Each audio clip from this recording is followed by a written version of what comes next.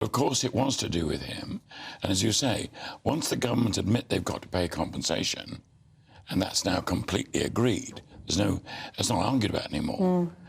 Well, then Ed Davey's position completely crumbles. Yes. When he says, oh, well, we were trying to keep the post office at arm's length. Yeah. Because they were trying to commercialise the post office and not give the impression that the government were in there all the time. Yeah. But even so, when it came to it, of course, the government are responsible. Also, I love the headline on the Sunday Times. They've spoken to Mr Bates, and Mr Bates basically says, you know, I was asking for 36 grand. This scandal has ended up costing 2 billion, potentially. Oh. So, actually, in the scheme of things, why on earth weren't these sub-postmasters treated with a lot more respect? Of course, we must remember that one of them took their own life over this scandal. Yeah. I think the public is enraged by it.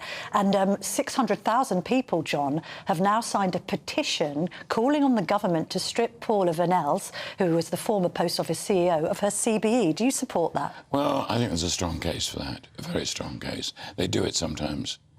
And the feeling that, oh, nobody gets blamed, they all sort of wander off. Yeah. I think really upsets people. Definitely, and also kind of reward for failure, and this idea that she's got the CBE, she's now clear of the scandal. Meanwhile, we've got people who've worked for the Post Office for years, still putting their lives back together. People are hugely out of pocket, and here's this woman sort of basking in the glory of an honour. I agree, and one of the columnists is saying, oh, well, this will prove to people how cynical the whole thing is, but that's a bit of an obscure argument. Yes. People they want someone to be held responsible. And if not the CEO of the Post Office at the time, then who?